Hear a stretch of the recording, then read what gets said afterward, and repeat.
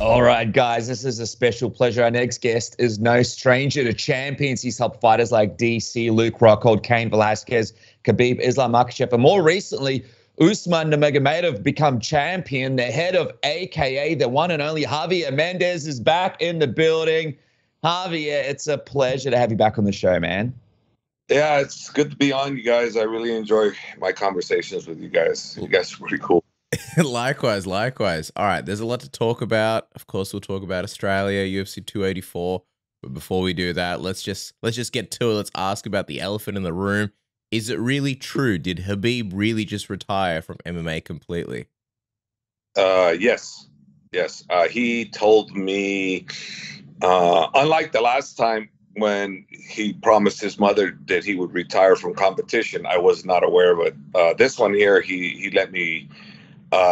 He informed me about 3 weeks out that this is what he was going to do. He wants to spend time with his family, and I 100%, I'm with him on what he wants to do and the reasons why he wants to do it. There's no legit reasons more than family for him and giving them what they deserve, the time, while they're young, he never said forever, but there's going to be a while though, I would imagine, unless something happens where he really misses it or really feels he's needed. But right now, I think everybody is good with his decision and very happy for him. So when you heard the news 3 weeks ago, Javier, I wonder, what was your reaction and what did you say to him? I told him that, to just remember, you can always come back, if that's what you choose to do, and just your presence there in the corner, with us is a big push for the guys. So you don't have to train the guys. You can just show up fight night, but he at the present time, he's choosing to just stay at home and be with his family. And how can you fight that? Like, there's really nothing I can say that's more important than family. So, I'm with him 100% on what he wants to do. I wonder, when it comes to seeing his family, I know he's had a pretty crazy schedule when he was an active fighter. And then afterwards, obviously, the promotion, all the fighters that you guys are training and getting ready. How often did he get a chance to go back and spend time with his family? Is this one of the first times that he's really able to dedicate some time to them? I think so. This is the first time, because he was everywhere. I mean, I couldn't even lock him down for anything. I couldn't even get him hardly on the phone, and believe it or not, the last 4 times I tried calling them, now that he's not doing this, I was successful. 4 out of 4. Normally it'd be 1 out of 10 I'm successful, but this was 4 out of 4. So obviously he is completely just become the family man that his children deserve him to be, and it's not a money issue because he has enough money to take care of his family and others, so it's not a money issue for him, and he's never been about money. He's always been about family. If you follow his history, following everything he's ever said, it's about family. It's always been about family and loyalty and family. So when he's, because he was a little bit cryptic, when he's sort of retiring from, or he's already retired, but when he's walking away from MMA, what exactly is he walking away from? Like there's the coaching, like Eagle FC, for example, what happens with that? Oh, it still goes on. No, his business is going on also. Everything's going on. Just his presence there won't be. I'm sure, trust me, he's going to have to get on the phone. He's going to have to talk to people, but he just will be at home doing it. Like, for instance, let's say I have some questions. I need to go directly to him. I'm going to call him and ask him about certain fighters, et cetera, et cetera. And, and then let's say I need a fighter that see if he can maybe match him on his Ego FC for me. I'm going to call him doing that too. So he'll be still doing some stuff. Yeah, no, I've been able to get a hold of him 4 out of 4 times, where in the past, 1 out of 10, I'd get a hold of him. And then on the other times, he said he'd call me back, and he always does mean to call me back, and he does call me back, but it's not like right away. It's like some days I get 2 days later as getting the question, gas. So his availability, even for me, is nice, because I wasn't able, unless I'm with him in person, to get this done. And also, when we were in Dubai, and I said, Khabib, these people here want to meet us. We can go. It's important to us to go. Yes, coach. But he had this, he had that, he had this. I mean, he had so much going on all the time. He never had any time for anything. Everybody was tugging and pulling. And as nice as he is, he's trying to say yes to everybody that means something to him or something that's good business, but he didn't have any time for himself. Yeah, that would be incredibly difficult. I wonder, when you speak to the guys in the camp, like Islam, obviously massive fight coming up in Australia, and Khabib was going to be a huge part of that camp. He was there in the octagon when they sort of announced they'd be coming down. What was his reaction to it when they found out that Khabib wouldn't be sort of a part of that journey for him? Yeah, that I don't know anything about, because they met in early January, all of them in Dagestan, and he had a talk group. There's a Instagram photo of him with the whole team, a whole bunch of guys. That's like a ton of guys on the Instagram. That's when they had their meeting. Unfortunately, I don't have a visa. I couldn't get to Dagestan to be there. So I'm joining the guys, January 20th in Perth. So I'm not part of the camp yet. We'll get to Islam in a second, but I am just curious, like, Khabib living a regular life. I feel like we've always pictured him in the sport so much that no one really even knows what that would look like. What does it even look like, Khabib living a regular life? What does he do with his day? Other than, like, I saw him swimming on Instagram the other day. He said life is short. What does he do typically? I would think that, I don't know, but I would think that from, things I have seen, I would think he's going to spend time with his kids, take them, to sporting activities, take them to events, just be there, being a father to them. Everything that a father should be doing, he's going to be doing. And with all the time in the world to devote to his family, So that's what I'm imagining him, because he takes a big pride, like his father before him. His father, put all the time into him and his brother. So, he's just being like his father, to be honest with you. Are you a bit bummed that he's not coming to Australia for the big card? Like Dennis said, he's the one who kind of called out the fight. Are you a bit bummed that he's not coming? Of course, because it doesn't matter for me where. I miss him. I'm always wanting him to be around, because number one, he's one of the best corner, and I thought he was on track to being the best coach of all time. Yeah. It was great for me to have someone that great and that motivational, inspirational, and someone that knew all the guys, everything about him. And he, honestly, it was a big deal for him to have these guys there and him in the corner, because he grappled with these guys endless hours and hours and trained them. He spent a lot of time with Usman, Umar, all the guys that needed help, that needed to feel what it felt like to be going with such a great fighter like himself, that there's no one out there that can give him the kind of look he could. So that was a huge, inspirational and instructional and just everything. It was huge for him to be there with his fellow fighters and brothers. I think that's why people were so caught off guard by this sort of walking away from MMA, because there's this massive fight now. And obviously he's not fighting, but he was supposed to be a part of it in the sense of being in the corner. People thought, yeah, he'll come to Australia. Like he was the one in the cage saying, we go to Australia. So I think here people would be like, oh man, it would have been good to see Khabib, even just be a part of it. And like you mentioned, like him and Islam growing up, like this is maybe not Islam's biggest moment because he's already the champion, but it's a huge, huge milestone moment. I wonder on the night, how different for you will it be not having him in that corner? Oh, no. Yeah. Look, I've been working Islam Makhachev's corner since 2015, every fight except the Russia fight. I didn't work that one, but every other one I've been in Islam's corner. Khabib has not. So I've been in, Islam's corners since 2015, so not having Khabib there, it's for me, it's a great thing to have him there, and I would want him there, but I'm okay with him not being there either, because Islam Makhachev is such a great student of the game, and he knows, you know, what he needs to do. When you formulate the game plan, give him the game plan, he goes out and executes. He's really the best at that, because Islam Makhachev can do everything. You know, he's well versed in every area. I'm saying it all the time, and I mean it, that he's the most well-rounded champion of all time, you know, in all areas, you know, like, you know, meaning the ground, the stand-up, the mental, the defense, everything. This guy to me is the best in those areas. I'm not saying he's the best fighter yet, but I am saying he's the best ever in all around, you know, utilities, meaning he can do everything.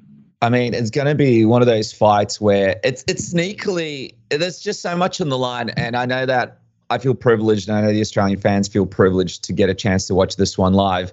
I know you recently said that you don't necessarily see a finish for Islam in this fight. I wonder, Javier, why is that?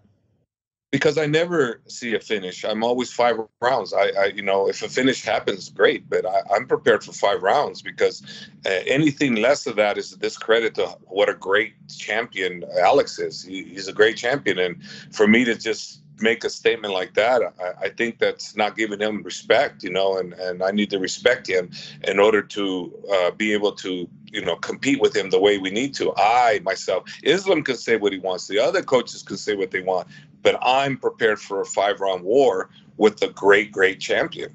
Do you feel like one of the problems that Volkanovski's opponents have had is not having that mindset? Do you feel like he's kind of been overlooked by opponents in the past, maybe a little bit underrated? Because I feel like you and your team are really giving him a lot of respect and really kind of seeing him as a big challenge here.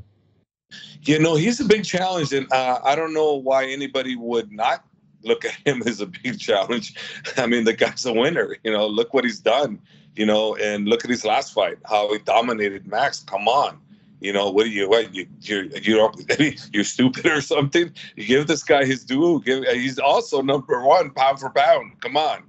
You know, why is he ranked that high from everybody? No, you got to give him the respect. You have to. But you also have to have the mindset that we're going to solve the puzzle that others have not. Just like his attitude's the same. You know, he's feeling, okay, we're going to see, and I'm going to show them what I have, and that they don't think they got me like they do. It's a chess game. And, you know, he who plays better chess, it starts out with the right game plan, has got the best advantage. Doesn't mean he'll win, just got the best advantage. What do you think is the biggest challenge that Alex brings to you guys? His strength, you know, he's good everywhere. The ground, obviously, we know we're superior there, but he's not so easy to take down, and he's not so easy to submit. So he's a trouble there. He's not necessarily a huge problem there, but can we finish him there? I don't know. I mean, we'll see when we get there. He's super strong. When I saw him when he came and faced Islam when they faced off after Islam won the title, I saw, for me, in my eyes, I saw a pretty big guy. I didn't see a small guy. I didn't see Islam dwarfing him, other than height-wise, you know.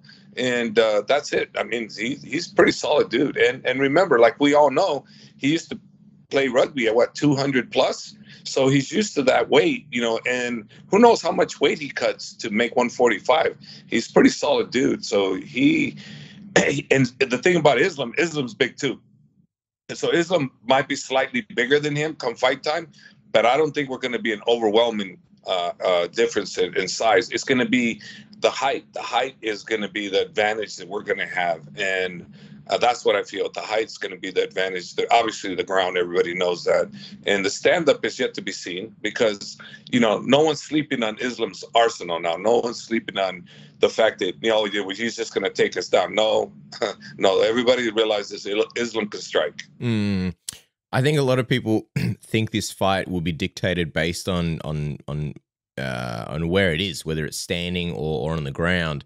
But also, like with Volko, you look at it in the speed and the footwork, right? As a striking coach yourself, I think that's probably something that you would appreciate. Somebody on Reddit recently pointed out that as Volko's gotten older, he's actually getting more accurate and more elusive. How crazy is that? Well, it's not really crazy because the guy is a true champion and a great one at that, and he keeps vastly improving because he knows the competition is looking at his last fight, so he makes one up.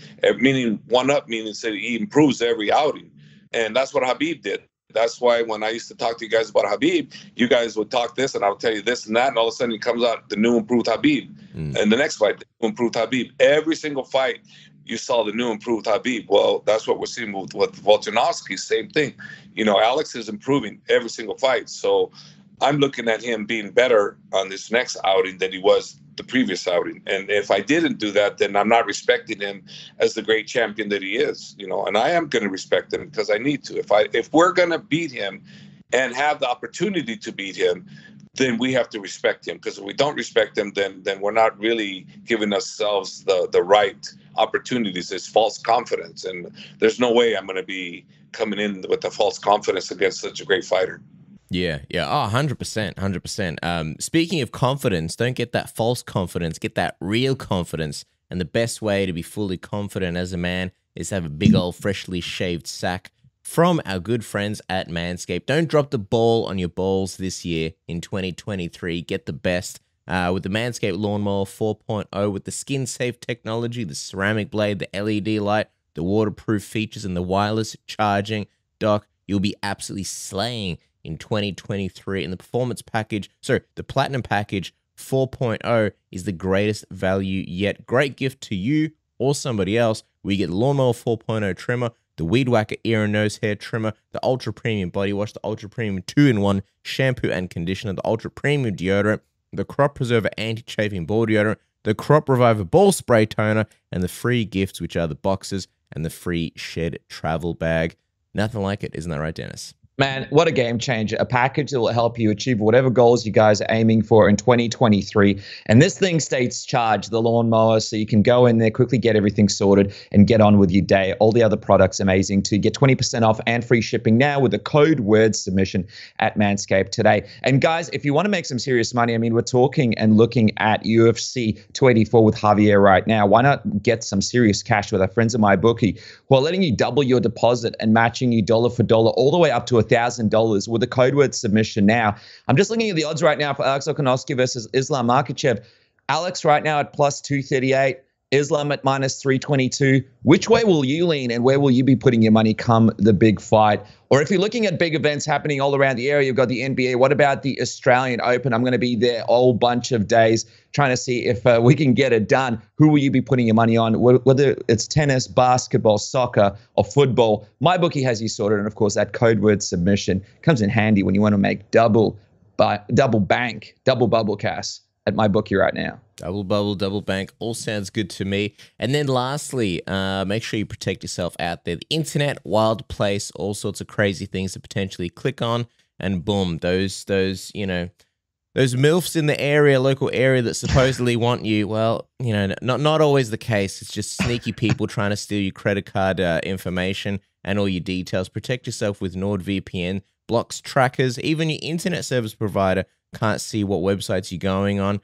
Also protects you in other sorts of ways. But you know what's good about it? It's got a great app. It's got a great desktop feature as well. You've even got extensions for Chrome and Firefox. So what I like to do sometimes, you're downloading something and it's like it comes in multiple parts and you can only download, say one part at a time. It takes like a day to download. And then once you download, it's like, all right, you got to wait a million hours before you can download the next part. So what you do is you open up, say, the Firefox extension. You make your computer think you're in one country. You open up Chrome. You make your computer think you're in another country. And then you're downloading simultaneously, man. You're hacking the system. You're like freaking Hugh Jackman in Swordfish, where he's just like typing on the laptop, drinking wine. That can be your life. And the savings are insane with NordVPN. Oh, also, no buffering, no speed throttling. So you can watch and stream whatever you want, oftentimes for free. And you don't even have to worry about degrading the quality, because the quality is always A1. That's right, man. And like you said, the savings are insane. Plus, you get 4 months free if you click the link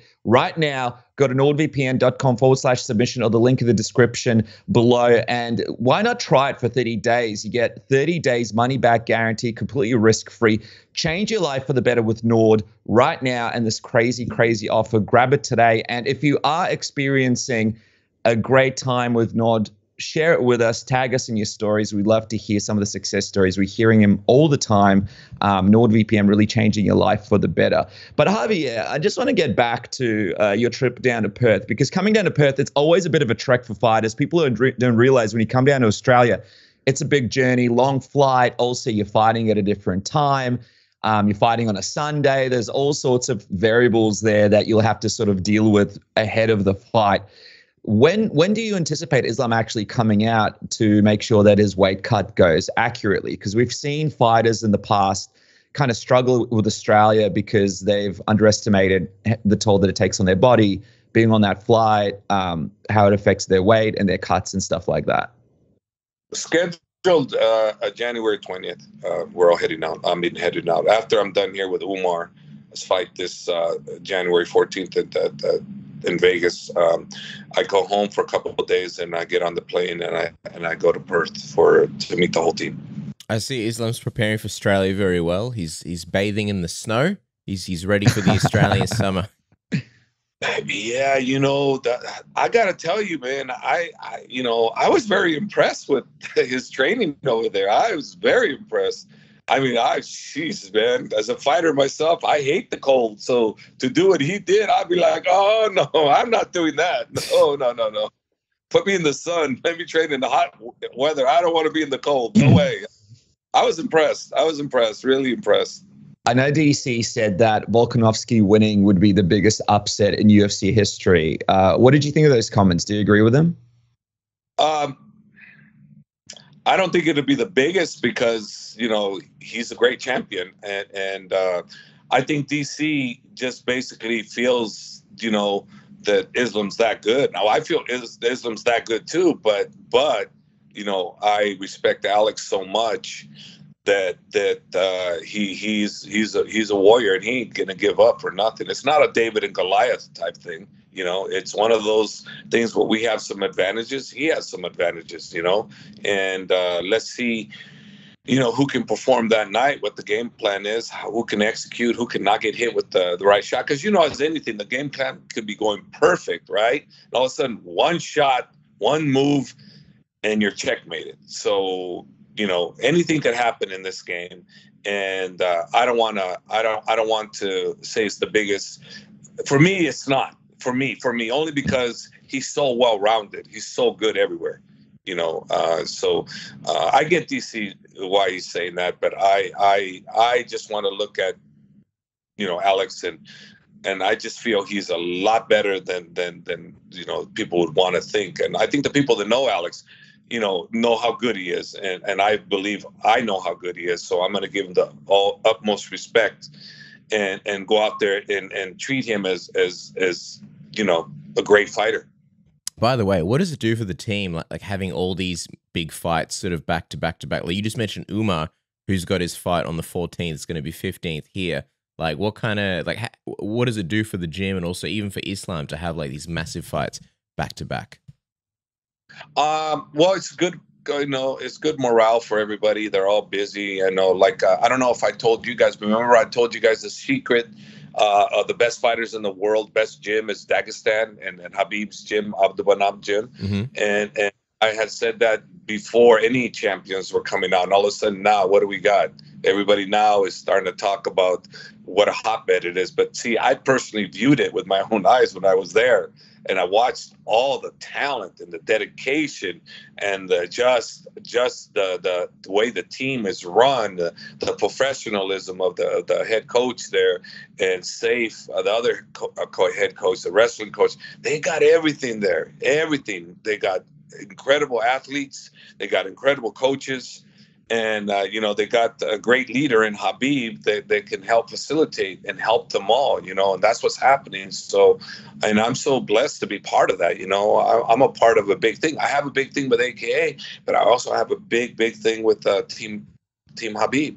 Yeah, and what a team it is, Javier. Well, we can't wait to see you come down to Perth on Jan 20th for the big fight, of course, Volkanovski versus Islam. I'm sure we'll chat when we're there on the ground. But for now, make sure to follow Javier Mendez at AKA Hub for all of his journey, all of his adventures all around the world, and of course the big fights that are happening with his amazing team. Javier, as always, it's an honor to have you on the program. Can't wait to see you in Perth in February. What a massive fight. I can't wait.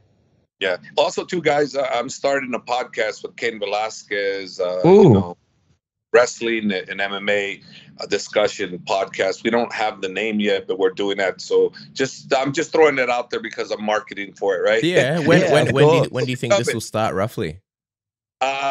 I'm hoping it starts real soon because, we just need the name. I need a lawyer to take care of a few things with the name. And then we're going to start it. It'll be big. It'll be big. But it'll be myself and Cain, and I am the Bay, Brian. We're gonna basically start a podcast, lucha libre type stuff like wrestling and MMA. Will you wear a mask? That's the most important question. No, I think Cain might wear a mask, but not me. All right. Well, we'll look forward to it, man. So we'll definitely have to chat soon about that. And look, let's be honest, we'll see you in Perth. Thank you so much for your time, Javier. Appreciate it. All right, we'll see you there. Bye. Bye.